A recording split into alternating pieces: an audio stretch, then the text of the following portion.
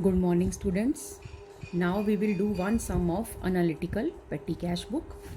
We will solve question number 25. Back question number 25.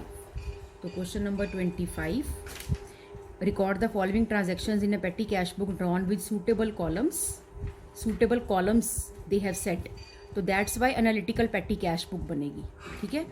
और owner का नाम आपको यहाँ पर नहीं पता, so you will write books of dash dash dash analytical पेटी cash book.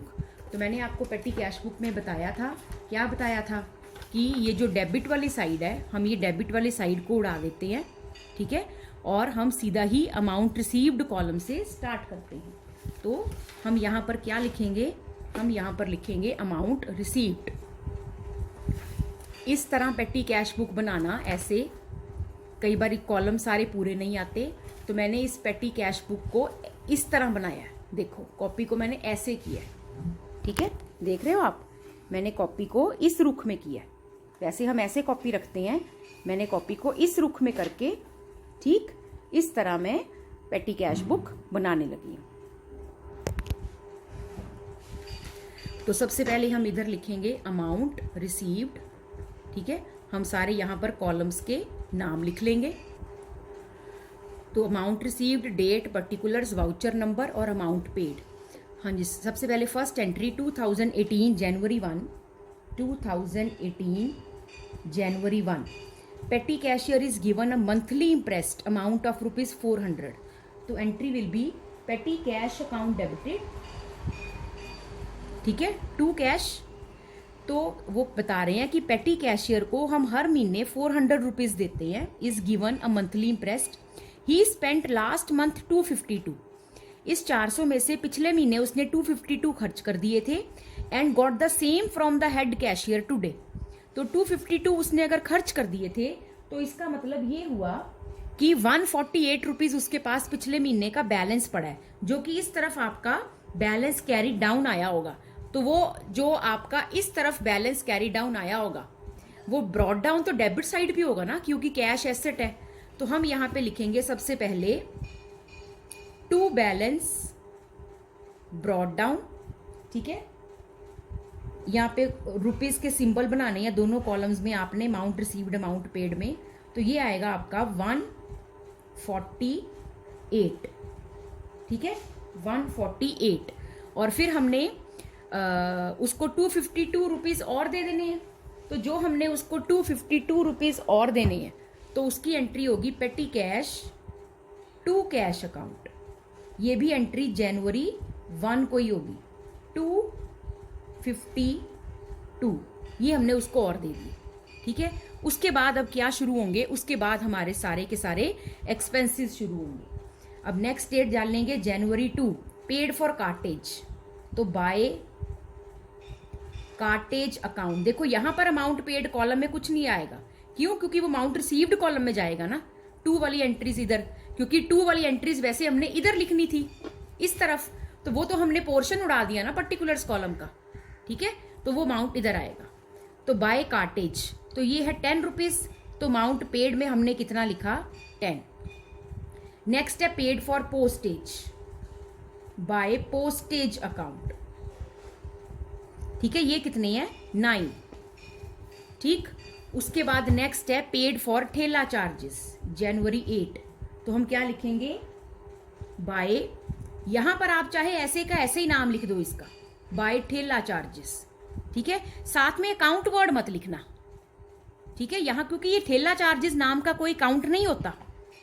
January 10 paid for coolie wages, by coolie wages. कितने, 23. तो इस तरह करते करते ये सारे हमने रिपेयर्स तक लिख लेने हैं. हाँ जी बेटा, हमने ये एंड तक, ठीक है, बस फेयर और रिपेयर्स तक, जनवरी 30 बाय रिपेयर्स, यहां तक हमने ये सारे एज इट इज जैसे आपको क्वेश्चन में दिए वैसे आपने लिख लेने हैं. याद रखना इनके साथ अकाउंट अकाउंट अकाउंट वर्ड नहीं लिखना, क्योंकि ये हम लेजर अकाउंट्स नहीं खोलेंगे.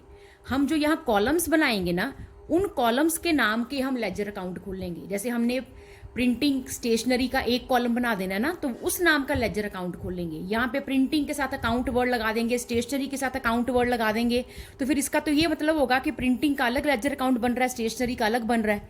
पोस्टेज, टेलीग्राम, टेलीफोन मैंने आपको कहा एक कॉलम बना लेना।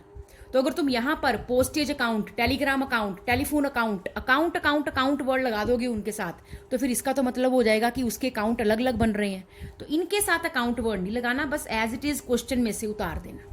ठीक है, अब हमने ये सोचना है कि हमारे कॉलम्स कितने बनने हैं।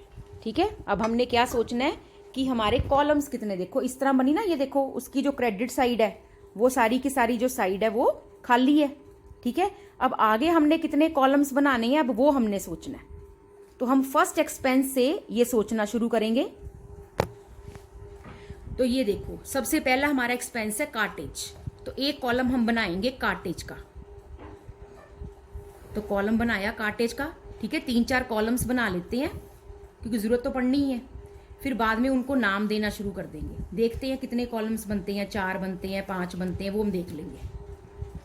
ठीक, तो सबसे पहले है जी कार्टेज। तो कार्टेज का मैंने आपको कहा था कैरेज एंड कार्टेज नाम का कॉलम बनाना। तो पहले कॉलम का नाम हमने रखा कैरेज एंड कार्टेज। ठीक है, तो अब कार्टेज है 10 रुपीज, यहां तो लिख ही दिए, यहां पर भी आपने 10 लिखना है। अगला कॉलम है पोस्टेज।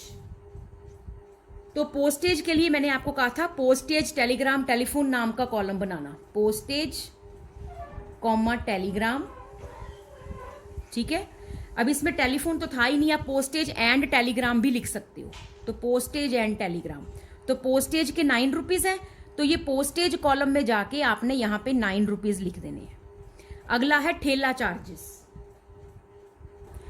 ठेला मतलब कि जिसको कई बार कुछ लोग हाथों से नहीं, कोई कार्ट होती है उसको, उसके ऊपर सामान लादा होता है, कोई पर्सन ही उसको खींच रहा होता है, तो वो सामान तो कैरी कर रहे हैं ना उससे, तो वो कैरेज का आपका खर्चा हुआ। तो ठेला चार्जेस के 8 रुपीज कैरेज एंड कार्टेज के नीचे आएंगे, तो अलग नया कॉलम नहीं बनाना पड़ा। तो 8 के आगे 8 कैरेज एंड कार्टेज में लिख दिए।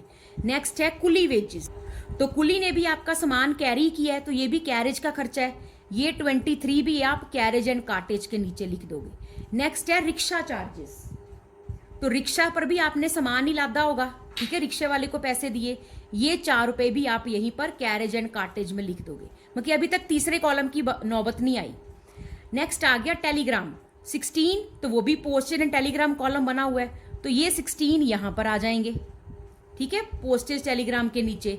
नेक्स्ट है ब्लॉटिंग पेपर्स।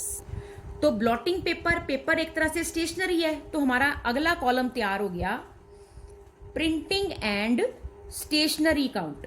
तो मतलब कितने ये कॉलम्स बनने हैं ये डिपेंड आपके सम पर करता है। ठीक है, किसी में 2, किसी में 3, किसी में 4, किसी में 5, तो डिपेंड आपके सम पर करेगा।